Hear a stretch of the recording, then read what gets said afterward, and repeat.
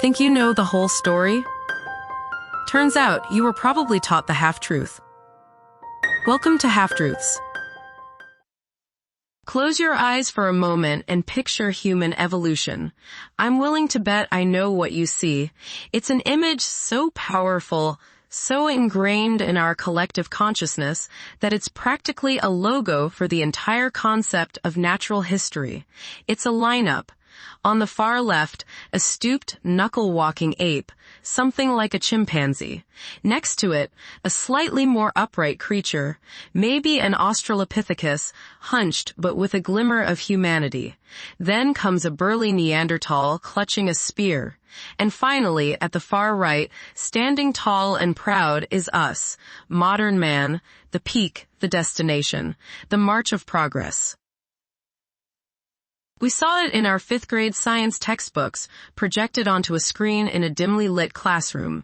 We see it in museums, etched into glass displays, or brought to life with life-sized models.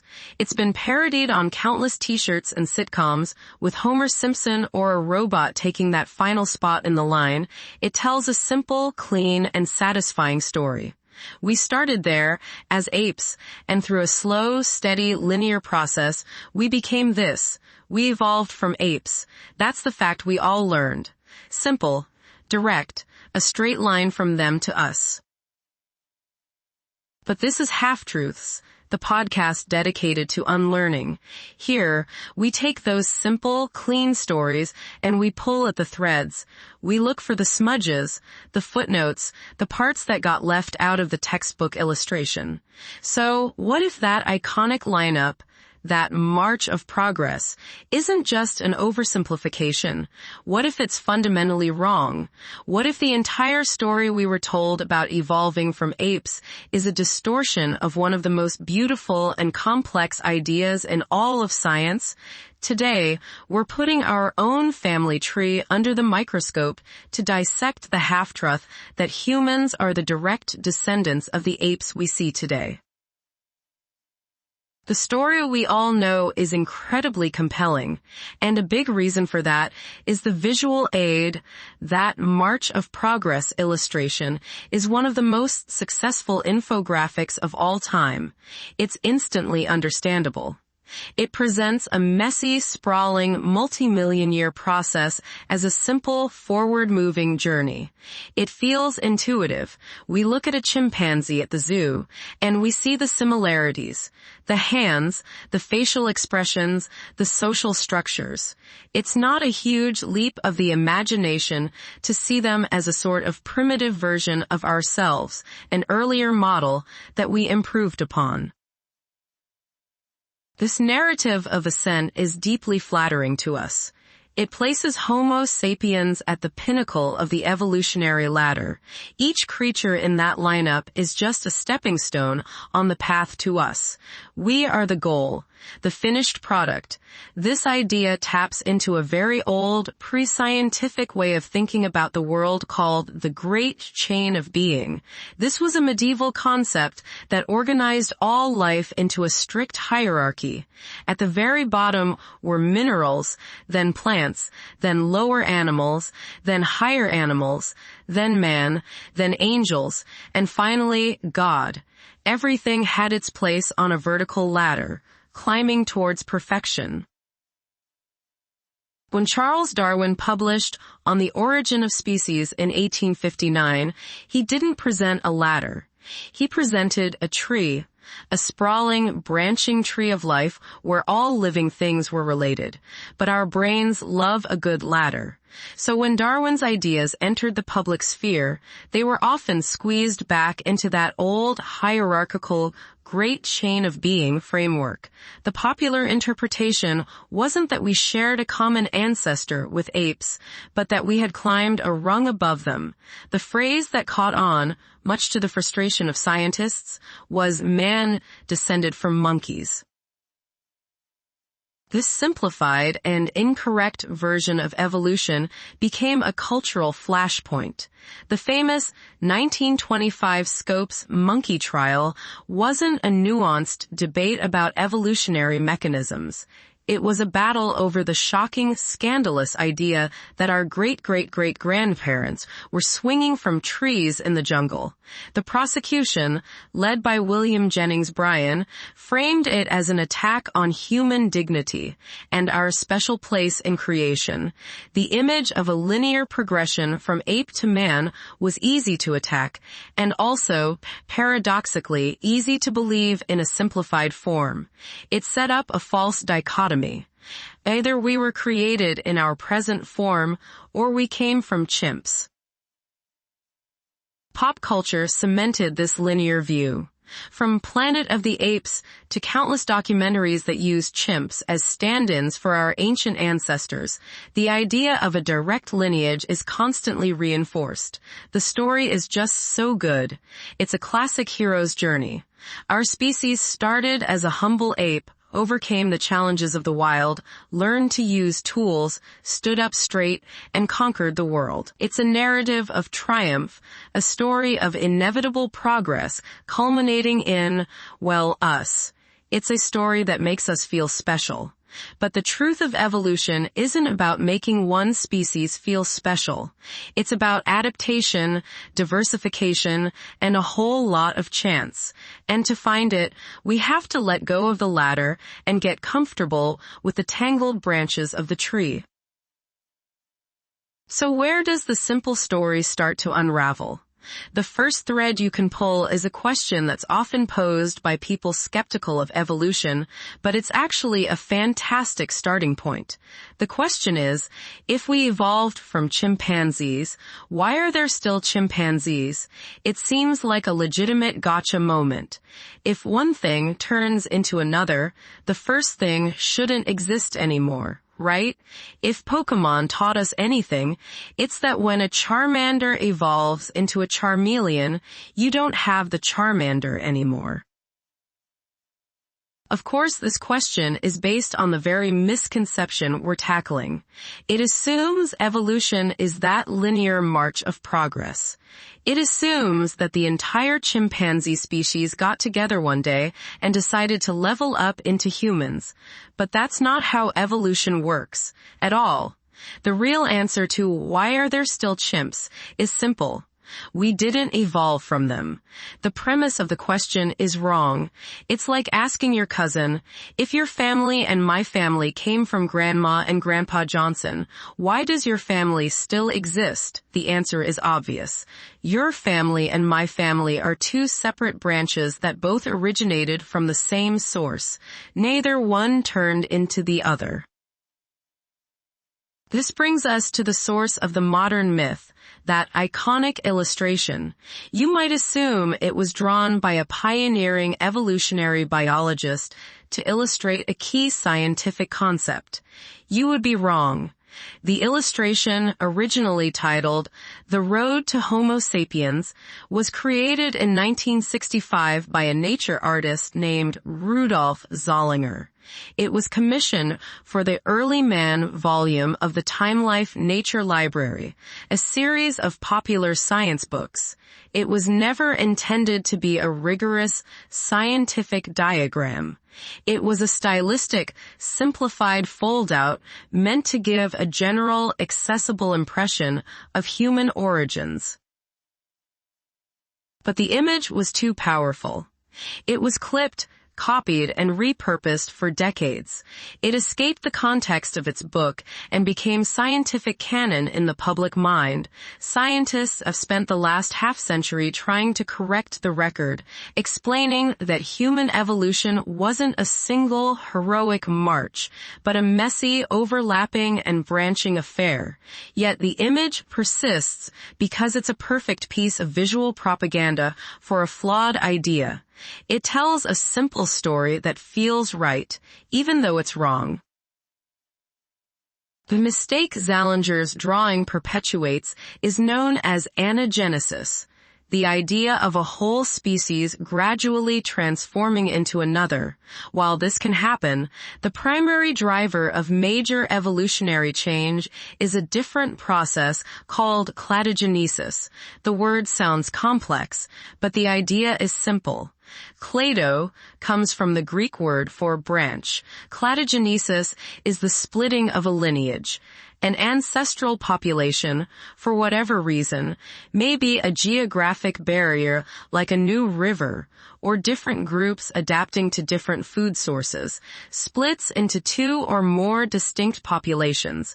Once they're reproductively isolated, they're on their own, they accumulate different mutations, face different environmental pressures, and begin to drift apart genetically. Over thousands or millions of years, these separate branches can become so different that they are no longer the same species. One group didn't turn into the other. The original ancestral group split and gave rise to two new lineages. This is the fundamental error in the "we came from chimps" story. It mistakes one of the modern branches, the chimpanzee branch, for the trunk of the tree itself. To find the real story, we have to travel back in time, down both our branch and the chimpanzee branch, to the point where they connect. We have to go looking for our common ancestor. So let's toss that linear march of progress into the dustbin of history and replace it with the correct metaphor. A vast, sprawling family tree. On this tree, humans are one twig. Chimpanzees and bonobos are on another twig, right next to ours. Gorillas are on a nearby branch, and orangutans on a branch a little further away. We are all modern primates, all the result of millions of years of our own separate evolutionary journeys. To say we evolved from chimpanzees is as nonsensical as saying you evolved from your cousin. No, you and your cousin both evolved from a common set of grandparents. And that is the crucial concept, the common ancestor. Somewhere between 6 and 8 million years ago, in the forests of Africa, there lived a species of ape. This creature was not a human. It was also not a chimpanzee. It was a unique species with its own set of traits. We don't have a perfect fossil of this specific species, but based on genetic evidence and the fossils we do have from that time period, like Sahelanthropus chidensis, we can paint a picture. This ancestor was likely a small-brained creature, about the size of a modern chimp, who was adept at climbing trees, but may have also been developing the ability to walk on two legs. Then cladogenesis happened. This ancestral population split. One group ventured down a path that would, millions of years and many, many species later, Ardipithecus, Australopithecus, Homo habilis, and so on, eventually lead to us. The other group went down a different path, one that would lead to the modern chimpanzee and bonobo. Both lineages have been evolving and changing independently ever since. This is a vital point that the march of progress completely ignores. Chimpanzees are not static, primitive relics of our past. They are not less evolved. They are a highly successful modern species that has been on its own evolutionary journey for the same 6 million years we've been on ours. They've been adapting to their own set of environmental challenges, developing their own unique skills and social structures. They are our contemporaries, our evolutionary cousins, not our great-grandparents. Thinking of it this way completely changes the picture.